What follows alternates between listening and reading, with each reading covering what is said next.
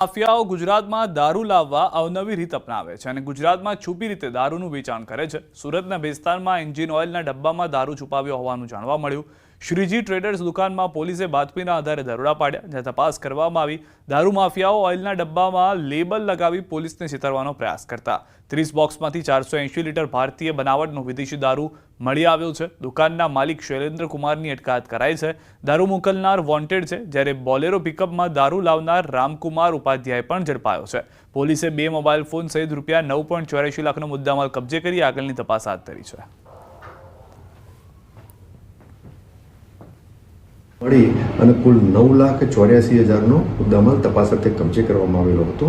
આ ગુનામાં જે સંડોવાયેલ 2 આરોપી જે છે, એક શૈલેન્દ્ર કુમાર વેદરામ સિંહ જાતે સિંહ અને એક રામકુમાર રામરાજ ઉપાધ્યાય, આ બંને આરોપીઓની પણ ગુનાવાળી જગ્યાએ હાજરી જણાઈ આવતા અને સંડોવણી જણાઈ આવતા તેમની પણ ગુનાની તપાસના કામે ધરપકડ કરવામાં આવેલી હતી।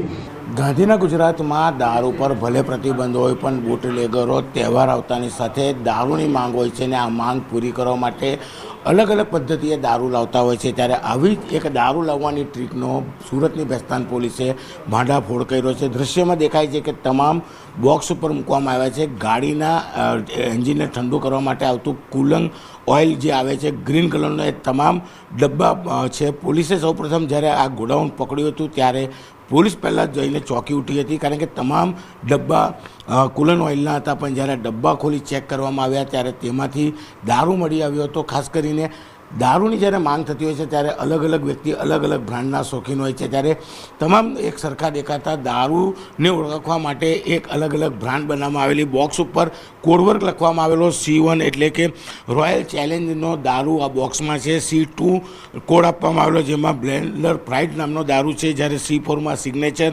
C5માં રોયલ સ્ટેક જેવા અલગ અલગ બ્રાન્ડના દારૂ રાખવામાં આવ્યા હતા। એટલે કે દારૂને કુલન ઓઇલના ડબ્બામાં ભરવામાં આવ્યું હતું અને આ તમામ ડબ્બાને બોક્સમાં મૂકીને બોક્સ ઉપર કોડવર્ક આપવામાં આવ્યા હતા। કહી શકાય કે પોલીસે જે પ્રકારે બુટલેગરોનો અવનવો કિમિયો છે તે ઝડપી પાડ્યો છે। પહેલાં તો પોલીસે જ્યારે આરોપીઓને પકડ્યા ત્યારે પોલીસ માટે બી કહી શકાય કે લોખંડના ચના ચાવવા જેવી આ ઘટના હતી। બાતમીના આધારે આ રેડ કરવામાં આવી હતી, પણ પોલીસે 1 કલાકની જહેમત બાદ બુટલેગરોનો આખો કિમિયો ખુલ્લો પાડ્યો હતો। જો કે પોલીસે હાલ 2 આરોપીની ધરપકડ કરી છે।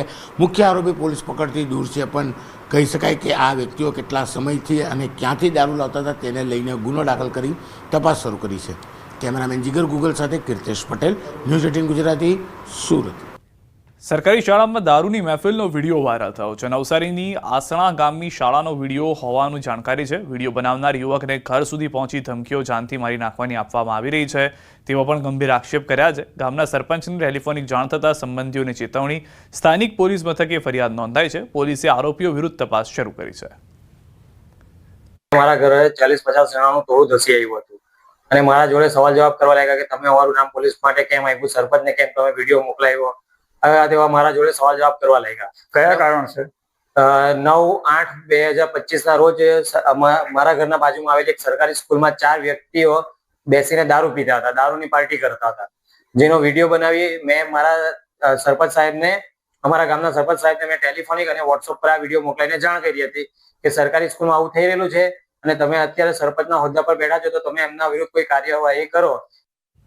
સુરતમાં આંગડિયા પેઢીમાં RTGSથી પૈસા ટ્રાન્સફર કરવાના બહાને લોકો સાથે છેતરપિંડી કરતી ટોળકી ઝડપાઈ છે। સરથાણા પોલીસે 12,50,000ના મુદ્દામાલ સાથે આ ટોળકીને ઝડપી પાડવામાં આવી છે। ત્રણેય આરોપી સુરતના કતારગામ વિસ્તારના રહેવાસી છે અને દલાલીના કામ સાથે જોડાયેલા છે। આ ત્રણેય આરોપીઓએ આંગડિયા પેઢીમાં પૈસા ટ્રાન્સફર કરવાના બહાને લોકો પાસેથી RTGS પૈસા લીધા હતા। આરોપીઓએ પૈસા RTGS કરવાના બહાને ફરિયાદી પાસેથી 1 લાખ રૂપિયા કમિશન અને 50 લાખ રૂપિયા RTGS કરવાના લીધા હતા। कि फरियादी के पास से 51 लाख रुपए लिए गए थे और उससे 1 लाख रुपए कमीशन लेके 50 लाख रुपए RTGS ट्रांसफर करने का वादा किया गया था।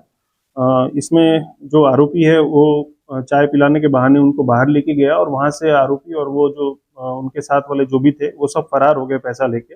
इसके बेसिस पे हमने सरथाना पुलिस स्टेशन में एक फरियाद दाखिल की BNS के तहत और अभी हमने 3 आरोपियों को पकड़ा है, जिसमें मुख्य आरोपी भी पकड़ा गया है। ભરૂચ પોલીસની સરાહનીય કામગીરી જોવા મળી છે। 13,000ની ચીલઝડપ કેસમાં પોલીસે 2 દિવસમાં આરોપીઓને ઝડપી લીધા છે। એપીએમસી માર્કેટ સામે આવેલા હીટવાળા પેટ્રોલ પંપ ખાતે મહિલાનું પર્સ લઈ 2 બાઇક સવાર ફરાર થયા હતા. બી ડિવિઝન પોલીસે સીસીટીવી ફૂટેજ તેમજ સર્વેલન્સની મદદથી તપાસ શરૂ કરતા આરોપી સમીર યાસીન ખિલજી સામેલ હોવાનું બહાર આવ્યું. આરોપીએ ચીલઝડપ કરેલો મુદ્દામાલ દહેગામથી દશાન તરફ જતા રોડની બાજુમાં ખાડો કરી છુપાવ્યો હતો. પોલીસે ટીમ સ્થળ પર પહોંચી આખો મુદ્દામાલ કબજે કર્યો. આરોપી વિરુદ્ધ ગુનો દાખલ કરી આગળની કાર્યવાહી હાથ ધરાઈ છે.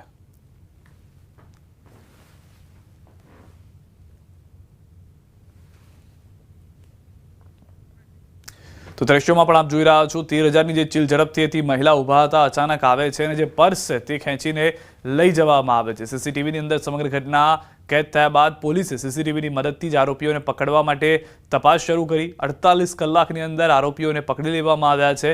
જમીનમાં ખાડો ખોદીને જે મુદ્દામાલ સંતાડ્યો હતો તેને પણ બહાર કાઢવામાં આવ્યો છે. અન્ય કોઈ ગુનામાં સંડોવાયેલા છે કે કેમ તે દિશામાં પણ પોલીસ તપાસ કરી રહી છે.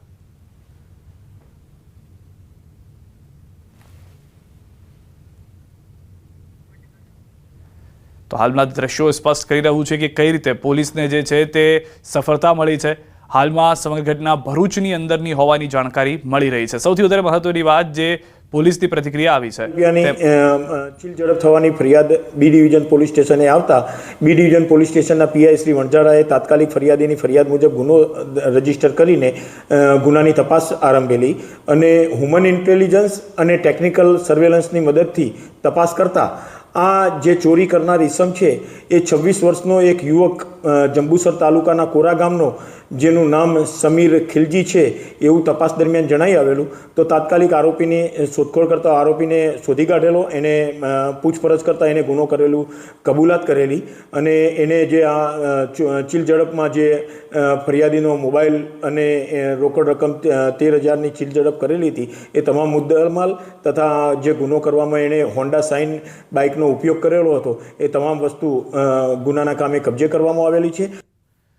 સૌરાષ્ટ્ર કચ્છ બાદ મહેસાણા જિલ્લાના ખેડૂતો માટે ખુશખબર. રાજ્ય સરકારના પ્રવક્તા ઋષિકેશ પટેલે ખેડૂતોને 10 કલાક વીજળી આપવાની જાહેરાત કરી. કહ્યું, આવતીકાલથી મહેસાણા જિલ્લાના પણ ખેડૂતોને 10 કલાક વીજળી મળશે.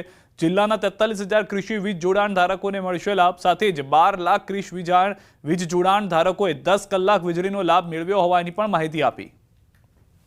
વરસાદ ખેંચાયો છે અને ખેડૂતો વીજળી માટેની માગણી કરતા હતા.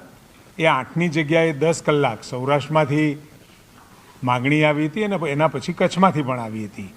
7મીએ આપણે સૌરાષ્ટ્રમાં આપવાનું ચાલુ કર્યું અને